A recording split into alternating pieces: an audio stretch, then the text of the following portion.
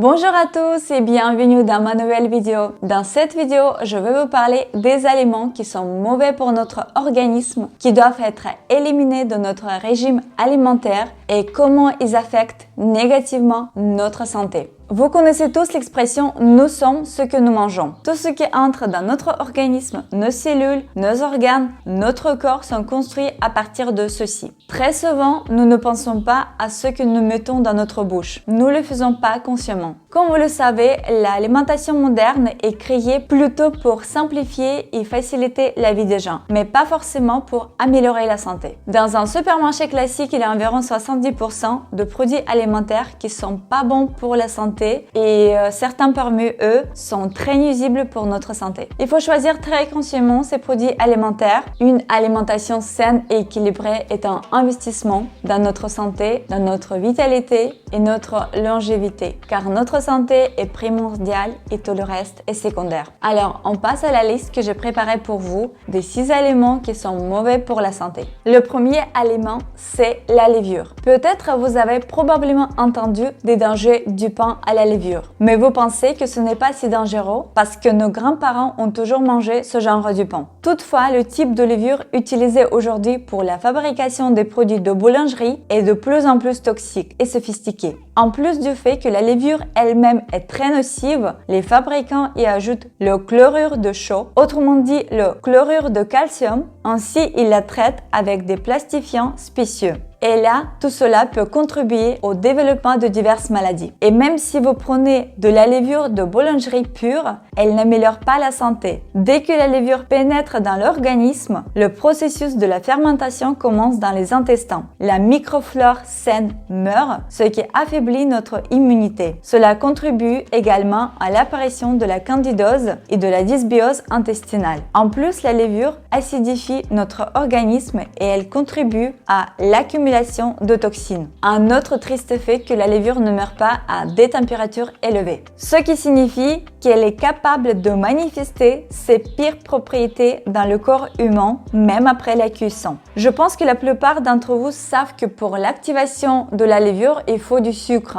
Et en effet, la levure se nourrit du sucre. D'où la dépendance au sucre que l'on trouve chez de nombreuses personnes dans la société moderne. Plus nous mangeons de produits de boulangerie à base de levure, plus nous avons envie de manger des sucreries plus malsaines. La prolifération des levures dans l'intestin provoque la fatigue, des sauts d'humeur, le nez bouché, de la sinusite, des problèmes intestinaux, ballonnements, diarrhée, la constipation, la colite, des allergies. Cela peut entraîner la perméabilité intestinale. Voilà, c'était le premier aliment qu'il faut vraiment bannir dans notre régime alimentaire. Au moins, si vous diminuez dans votre alimentation des produits de boulangerie à base de levure, vous allez vous sentir beaucoup mieux. On passe à notre deuxième aliment qui nuit notre santé, c'est le sucre. Le sucre est devenu omniprésent dans notre alimentation. Les fabricants mettent le sucre partout, dans les plats préparés, dans les pizzas, dans les sauces, dans la charcuterie, dans le pain mie, dans les yaourts, dans les sodas, dans les viennoiseries, dans les biscuits, etc.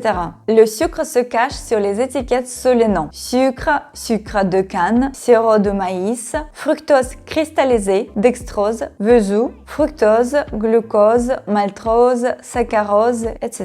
Vu que le sucre est devenu omniprésent, nous avons commencé à consommer beaucoup trop de sucre, bien au-delà de nos besoins physiologiques. Et celle-ci n'a cessé d'augmenter. En siècle, notre consommation du sucre est passée de 1 kg par an par personne à 35 kg par personne. À part cela, le sucre crée une dépendance. Les scientifiques assimilent déjà la dépendance au sucre à la dépendance à la drogue et à l'alcool. Une personne qui a une dépendance au sucre se sent mal s'il ne mange pas de chocolat ou d'autres choses sucrées. Elle devient irritable, son humeur baisse, sa concentration et sa capacité de travail diminuent. Elle pense sans cesse aux sucreries. Il existe déjà des liens avérés entre le sucre et le cancer, entre le sucre et le diabète diabète, entre le sucre et les maladies dégénératives, entre le sucre et les allergies, entre le sucre et la dermatite atopique chez les enfants. À part cela, le sucre nourrit les bactéries pathogènes dans notre organisme. L'obésité qui s'accompagne souvent de diabète et de maladies cardiaques n'est qu'une conséquence d'un régime alimentaire très riche en sucre. En plus, le sucre élimine le calcium de notre organisme, il empêche l'absorption des vitamines B,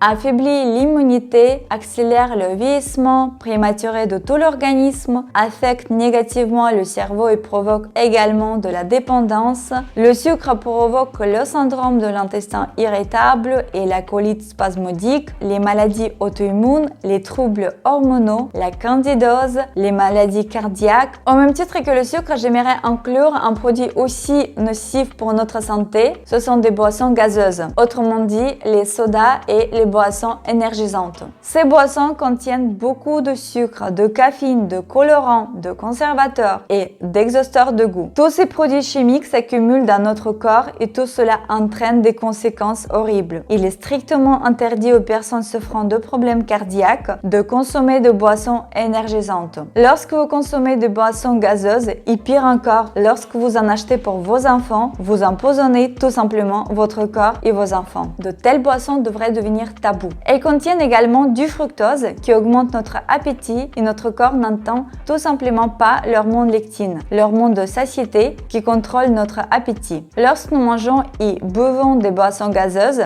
nous ne nous sentons pas rassasiés et par conséquent, nous consommons encore plus de nourriture. Nous mangeons plus que nous dépensons, donc nous prenons plus de poids. Le troisième produit néfaste pour notre organisme, ce sont des produits laitiers. Le lait et tous les produits à base de lait n'ont aucun bénéfice pour notre santé. Premièrement, le lait provient de vaches qui ne broutent pas d'herbe, mais qui mangent des céréales. Deuxièmement, les vaches reçoivent des injections d'hormones et d'antibiotiques et bien sûr, tout cela se trouve dans le lait. Troisièmement, la pasteurisation détruit presque tous les nutriments et le mythe selon lequel le lait contient beaucoup de calcium n'est qu'un mythe. La pasteurisation transforme le calcium organique du lait cru en calcium inorganique dans le lait pasteurisé. Ce type de calcium n'est pratiquement pas absorbé par notre organisme. De plus, notre corps dépense beaucoup de ressources pour incorporer ce type de calcium dans nos cellules. En outre, le lait pasteurisé contient des E. coli qui perturbent la microflore, ce qui peut entraîner une dysbiose intestinale. De plus, un nombre considérable de personnes, environ 70% de la population mondiale, présente une carence en lactase, c'est-à-dire que l'organisme ne produit pas l'enzyme nécessaire, lactase, pour transformer le lactose, le sucre du lait.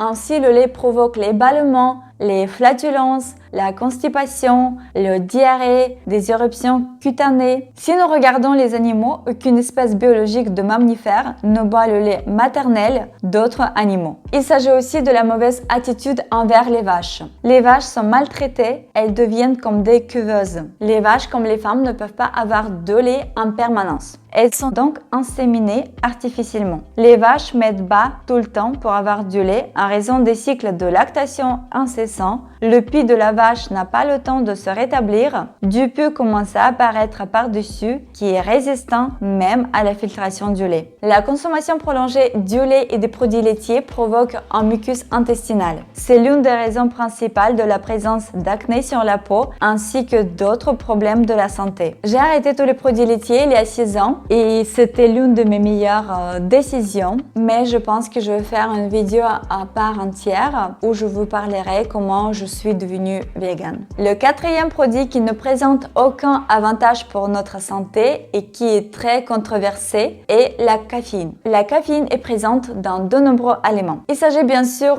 du café, du thé noir et vert, du thé matcha, du chocolat, du cacao, des boissons énergisantes, des sodas. La caféine est trompeuse. Pendant les premières minutes qui suivent la consommation d'une tasse de café, les gens sentent plus d'énergie, la tonicité et se sentent plus en forme. Cependant, après quelques heures, la quantité d'énergie diminue et la personne cherche généralement à boire la prochaine tasse de boisson caféinée. Qu'est-ce que c'est si ce n'est pas une dépendance à la caféine? Plus nous consommons la caféine, moins notre cerveau est réceptif à la dopamine et à la non-adrénaline. Le principal résultat de la consommation régulière des boissons caféinées est la fatigue surrénale. Le deuxième point important est que la caféine interfère avec l'absorption de minéraux importants comme le calcium, le magnésium, le zinc et le fer. Bien entendu, le renoncement aux boissons caféinées peut entraîner de maux de tête, d'un manque d'énergie. Cette période peut durer plusieurs jours, il suffit de l'attendre. Vous ne pouvez pas abandonner toutes les sources de caféine d'un coup, mais simplement réduire la dose. Je voudrais noter que le café décaféiné n'est pas idéal non plus. Certes, il ne contient pas de caféine, mais il contient toujours de la thébromine et de la théophyline qui perturbent le sommeil et les hormones, tout comme la caféine. On passe au cinquième aliment qui est mauvais pour notre santé, ce sont les produits de boulangerie industrielle. Tous les produits de boulangerie industriels sont fabriqués à partir de farine de blé. Cette farine est faite à base de graines raffinées qui sont déjà pratiquement vides en vitamines, en minéraux et en fibres. Lorsque les produits de boulangerie industrielle entrent dans l'organisme, ils font augmenter le taux de glucose dans le sang, ce qui entraîne une augmentation de taux d'insuline. Tout cela conduit au surpoids et à l'obésité et presque tous les produits de boulangerie industrielle contiennent du sucre, ce qui augmente encore le taux de glucose et par conséquent le taux d'insuline. De plus, comme je l'ai dit précédemment, le sucre est un terrain propice aux bactéries pathogènes dans nos intestins. Si vous consommez constamment des produits de boulangerie industrielle, de cette manière, il y a une croissance constante des bactéries, des champignons, y compris des virus. De cette façon, vous réduisez sévèrement votre système immunitaire. Les pâtes à base de farine de blé font également partie de la même catégorie. En outre, tous les produits de boulangerie industrielle contiennent du gluten. Oui, le gluten n'est pas dangereux pour tout le monde, mais il faut noter que le blé qui était mangé par nos grands-parents est en effet une céréale différente, car il n'y avait que 14 chromosomes et maintenant par modification génétique,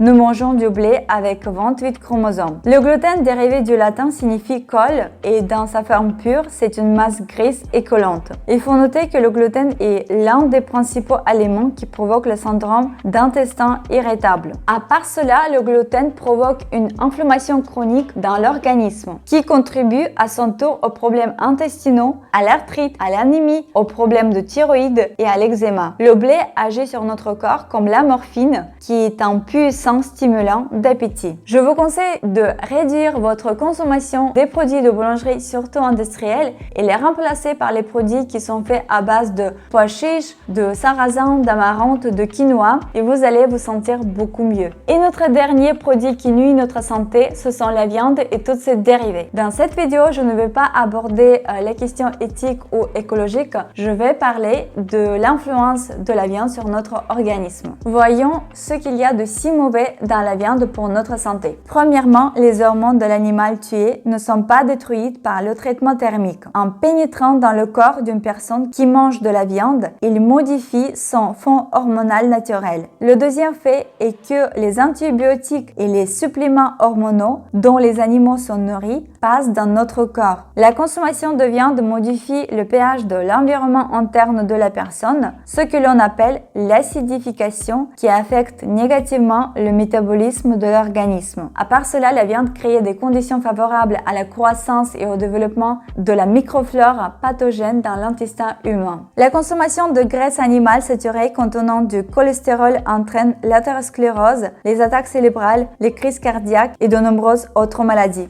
Le traitement thermique de la viande produit diverses substances toxiques qui peuvent provoquer le développement d'un cancer. La consommation de viande contribue à une maladie comme Alzheimer. La viande est également un inhibiteur de diabète. La sclérose en plaques est une maladie associée à la consommation d'aliments d'origine animale. À part cela, la consommation de viande rouge accélère le développement du cancer colorectal de 7 à 20%. Je pense que je vais m'arrêter ici. Toutes les dérivés à base de viande contiennent un très faible pourcentage de viande pure. Le plus souvent, ils sont composés de cartilage et de graisse. Ces produits contiennent des conservateurs, des colorants, des épaississants, des additifs comme le glutamate monosodique et les nitrites de sodium. Le glutamate monosodique est un additif chimique connu. Il agit sur les récepteurs de notre cerveau et provoque une dépendance. Et nous voudrions manger de plus en plus ces produits. Ces produits sont vraiment très nocifs pour notre santé et je vous conseille vraiment vraiment de les bannir dans votre alimentation. Quant à la viande, je ne vous dis pas de devenir entièrement vegan d'un coup, mais minimiser la consommation de la viande aura un effet très positif sur votre santé. Par exemple, si vous mangez tous les jours la viande, minimisez jusqu'à 1 ou 2 fois par semaine. Voilà les amis, c'était les 6 aliments mauvais pour notre santé dont je voulais vous parler. Je n'ai pas inclus